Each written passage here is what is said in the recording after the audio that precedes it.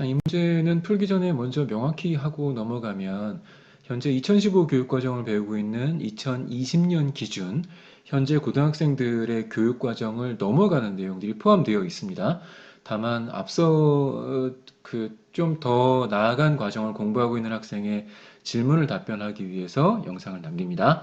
자, 일단 문제를 보면 자료 그룹 A와 B가 있는데 저렇게 숫자들이 있어. A번에서는 뭐 그 첫 번째 자료와 두 번째 자료를 같은 축에 표시하라고 했으니까 축을 하나 이렇게 그려놓고 자료 A는 여기 4에 뭐 동그라미로 표시하라고 했으니까 4에 하나, 7에 하나, 5에 하나, 그 다음에 3에 두 개, 그 다음에 6에 하나 뭐 이렇게 있는 자료가 될 거고 그 다음에 자료 B는 8에 하나, 이거는 네모로 표시하라고 했지. 8에 하나, 그 다음에 12에 하나, 9에 하나, 또 2에 하나, 그 다음에 10하고 15인가요? 10에 하나, 15에 하나 이렇게 있는 게 이제 A번 답변일 거고요. 자, 그래서 B번으로 가면 어느 그래프가 전체적으로 작은 값을 갖고 있는가? 당연히 A 쪽 그룹이 전체적으로 작은 값을 갖고 있죠. 그리고 각각의 평균 중앙값을 구해서 크기를 비교하라. 평균은 뭐 잘 구하실 거고 이거 그냥 쭉 더해서 6으로 나누고 쭉 더해서 6으로 나누면 되는 것 같아요. 간단히 계산을 먼저 해보니까 얘가 아마 3분의 14가 나오는 것 같고요. 평균이. 얘의 평균은 3분의 28 아마 2배가 되는 것 같더라고요. 그래서 이건 그냥 더해서 6으로 각각 나눈 게 평균이었고 중앙값을 구할 때는 언제나 자료를 작은 것부터 쭉 다시 늘어뜨려 놓죠. 3, 3, 4, 5, 6, 7 이렇게 늘어뜨려 놓고 그다음에 자료 B는 제일 작은 건 2, 8, 9, 10, 12, 15 이렇게 이제 늘어뜨려 놓죠. 중앙값은 요 딱 가운데 값이 중앙값이야. 그래서 자료 그룹 A에서는 중앙값이 4.5고요. 자료 그룹 B에서는 여기 가운데 있으니까 B에서는 9.5가 중앙값이었어요. 자, 이거는 중학교 3학년 과정이었었고요. 뭐 그 크기를 비교하면 당연히 B 쪽이 더 크다는 걸 거고. 자, C번에 누가 더 많이 퍼져 있나요? 뭐 그림으로 봐도 A가 조금 더 오밀조밀 모여 있고 B가 더 많이 퍼져 있죠. 자, 각 자료의 범위는 A는 3부터 7까지, B는 2부터 15까지 뭐 이렇게 두는 게 범위이고요. 그 부등호로 써서 표기하면 될 것 같고요. 4분위관 범위라는 표현이 있는데 4분위는 이게 이제 네수로 나눈다는 얘기잖아. 그래서 네수로 나누어서 이 자료들 중에서 25%, 50%, 75%, 100%로 이렇게 나누어 보면 여기 이제 여섯 개 자료니까 여섯 개 자료를 네수로 나누면 1.5번째면 사실 여기가 아니고 요 사이 값이죠. 1.5번째가 이제 하위 25%에 들어가는 거고요. 여기 25%에 들어가는 게 여기 1.5번째 숫자. 상위 75%에 들어가는 게 여기 4.5번째 숫자인 거죠. 아, 여기가 아니고 여기군요. 4.5번째니까. 그래서 여기인데 보통 이렇게 몇.5번째가 나오면 중앙값은 딱 이렇게 반을 가르지만 4분위 값은 보통 반올림을 합니다. 그래서 1.5번째 숫자예요. 그러면 두 번째 숫자가 그냥 첫 번째 1, 4분위 수구나. 그래서 3이 나오고요. 그 다음에 2, 4분위 수는 중앙값이고 3, 4분위 수는 4.5번째 숫자인데 보통 그냥 다섯 번째 자리 숫자를 뽑죠. 그래서 3, 4분위 숫자는 6이 돼요. 그래서 4분위관 범위는 3이 되는 겁니다. 자, 여기 B쪽 자료도 마찬가지죠. 1, 4분위 수는 6개 자료를 4수로 나눴으니까 1.5번째 숫자를 얘기하는 거거든. 여기 1.5번째 숫자인데 보통 반올림에서 두 번째 자리 숫자를 얘기합니다. 그래서 1, 4분위 수는 8이 되고요. 2, 4분위 수, 3, 4분위 수는 4.5번째 숫자인데 반올림에서 보통 얘를 뽑지요. 그래서 얘가 3, 4분위 수가 되는 거야. 3, 4분위 수가 이렇게 되니까 4분위 간 범위 하면 얘는 8부터 12까지 4가 되겠죠. 4분위 간 범위도 B가 더 크겠네요. 자, 이제 표준편차인데 표준편차는 우리 중학교 때 어떻게 배웠냐면 공식을 이렇게 외웠었는지 모르겠는데 편제평이라고 외웠습니다. 편제평이라고 외운 이유는 편차의 제곱을 평균한다고 그랬어. 자, 보통 이제 A 자료, B 자료를 이렇게 그 작은 것부터 이제 나열해서 써볼게요. 3, 3, 4, 5, 6, 7이 있고, B 자료는 8, 9, 2가 앞에 있었군요. 2, 8, 9, 10, 12, 15 이렇게 있었어. 자, 근데 평균만으로 비교할 때는 이게 그 서로 얼마나 넓게 퍼져 있는지 좁게 있는지를 평균만으로 비교할 수 없기 때문에 편차를 쓰지요.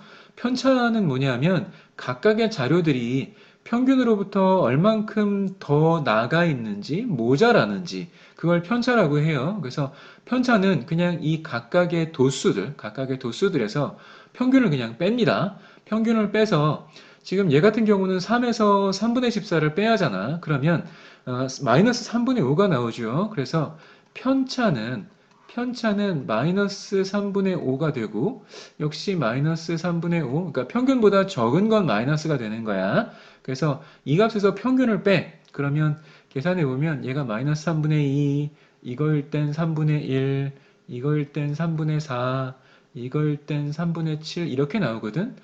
자, 근데 이 편차의 맹점이 뭐냐면 나는 평균으로부터 얼마나 떨어져 있고 모여 있고 이런 것들을 계산하고 싶은데 이걸 다 더해버리면 0이 나와.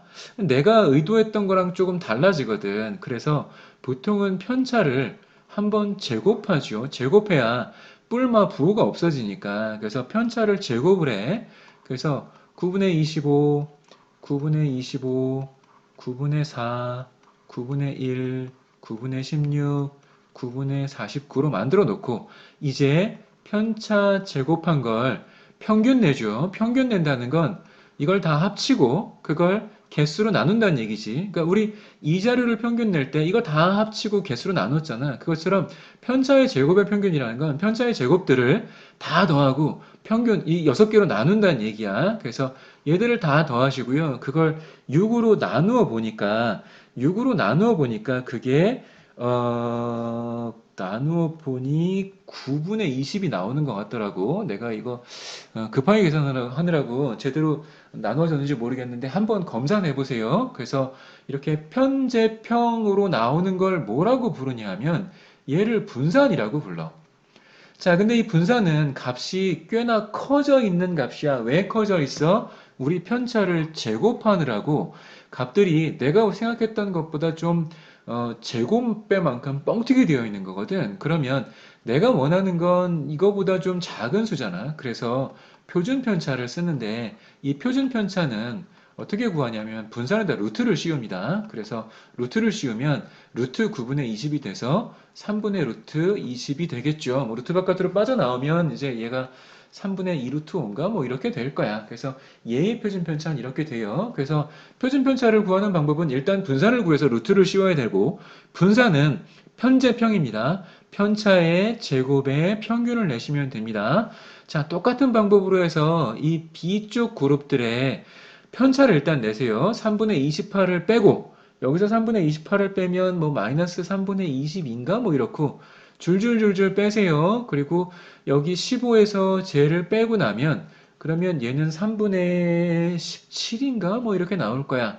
그리고 편차를 제곱합니다. 9분의 484던가 뭐 이렇고 얘는 줄줄줄 해서 9분의 289인가 뭐 이렇게 되겠죠. 이것들을 다 더해서 분산은 편제평이니까 편차에 제곱한 것들을 다 더해서 6으로 나눕니다. 그래서 이제 이 B쪽 그룹의 자료들의 분산을 내보면 그 분산이 9분의 143이 나오는 것 같더라고. 역시 이것도 내가 급하게 계산하느라고 연산에 오류가 있었을 수 있습니다. 한번 검사를 한번 해보시기 바래요.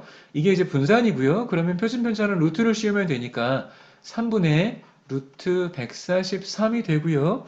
루트 143은 이게 루트 바깥으로 안 빠져나오는 것 같더라고. 143은 13 곱하기 11에서 안 빠져나오는 것 같아요.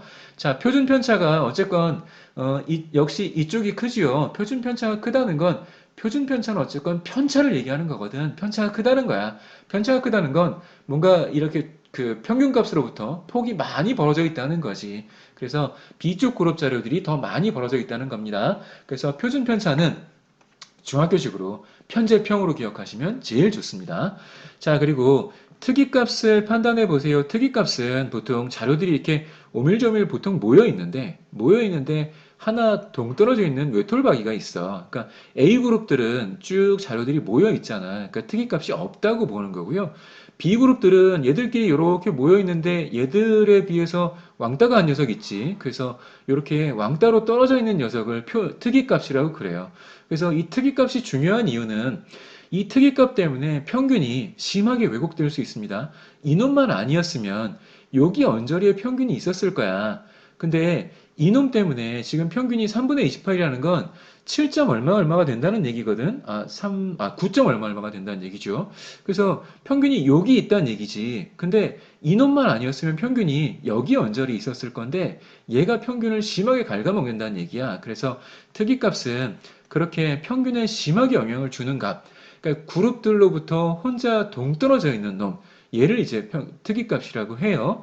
자, 그리고 특이값을 판단하는 건 이렇게 이제 도수들을 이렇게 배열해 보면 알 수 있겠지만 제일 쉬운 방법은 G밸류를 이제 계산해 보면 알 수 있습니다. G밸류라는 용어가 고등학교 교육 과정에서 지금은 빠져 있는데 사실은 아주 안 배운 것도 아니야. 우리가 정규분포 얘기를 할 때, 정규분포를 할 때 이제 그 정규분포가 이렇게 정규분포 곡선이 나타나지죠.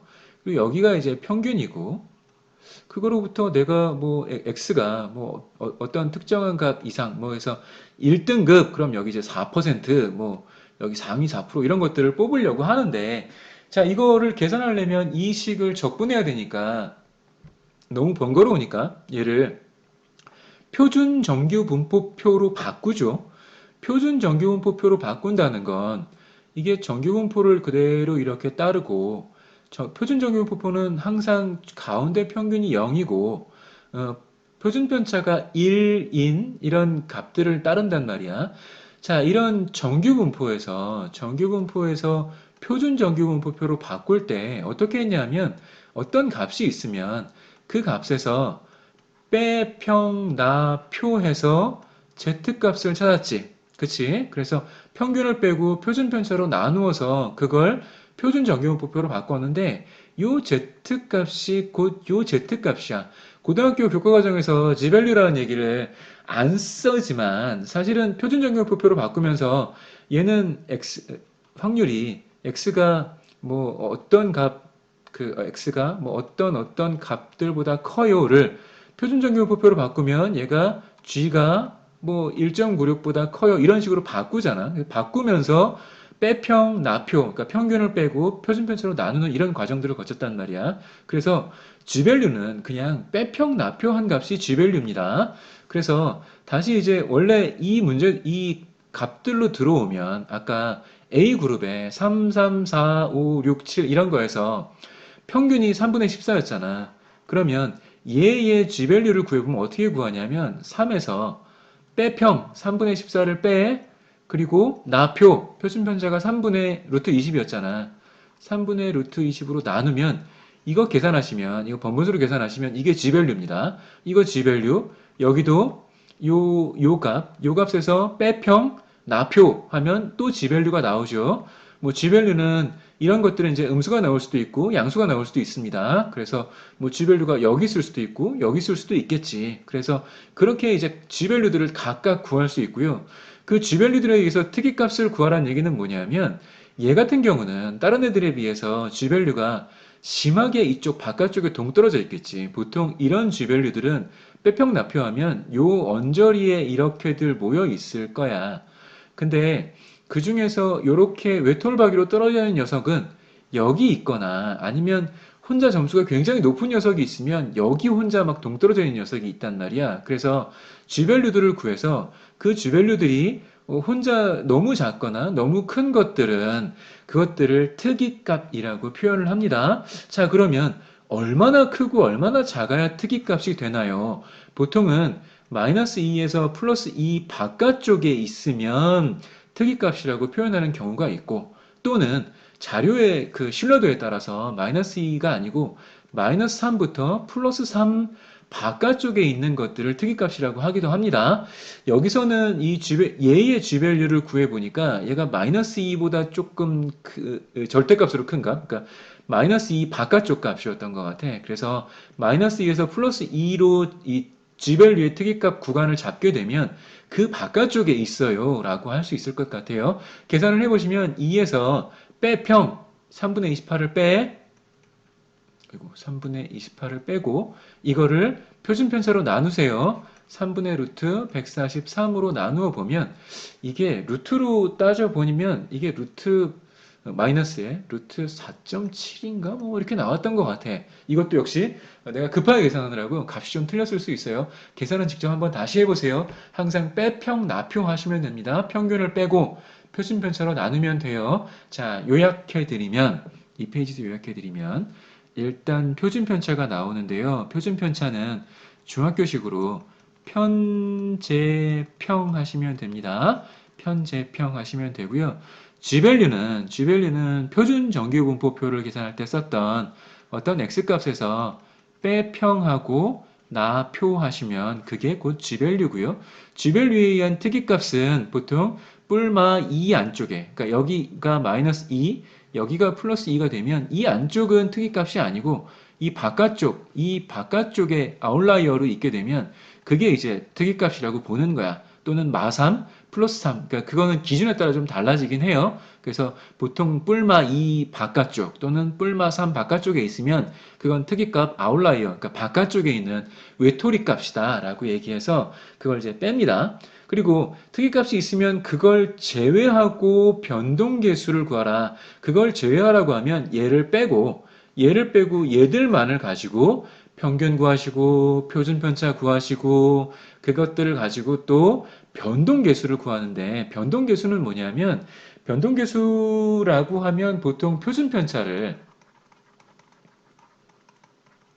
평균으로 나누세요. 그걸 변동계수라고 합니다.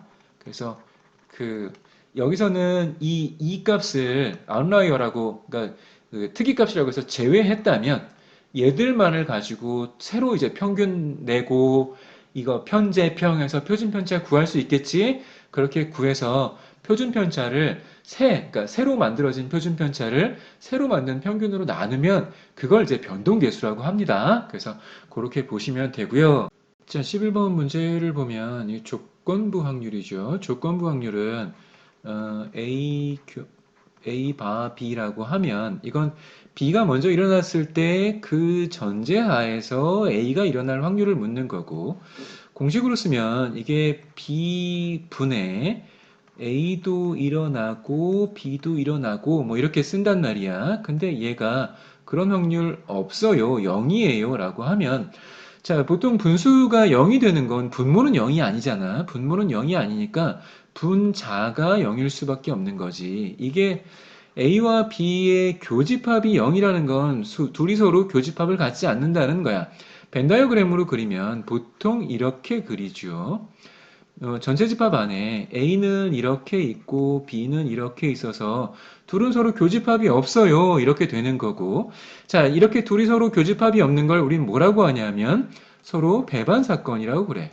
배반 사건이라고 하고 배반 사건은 보통 종속 사건이지요. 그래서 왜 종속 사건이냐 하면 A가 일어나는 것과 B가 일어나는 것들이 서로한테 영향을 줘. A가 일어나면 B는 절대 안 일어날 거고 B가 일어나면 A는 절대 안 일어날 거야. 그래서 얘는 A와 B는 서로 교집합이 없는 배반 사건이고요. 배반 사건은 서로의 종속 사건입니다. 그러니까 A가 일어나는 것과 B가 일어나는 것이 서로한테 영향을 주는 사건이라는 뜻이야. 자, 그리고 A와 B가 독립인가? 종속 사건은 독립 사건이 아니죠. 자, 독립 사건은 보통 어떻게 판단하냐 하면 A 교 A가 일어날 확률 곱하기 B가 일어날 확률 이렇게 판단한단 말이야.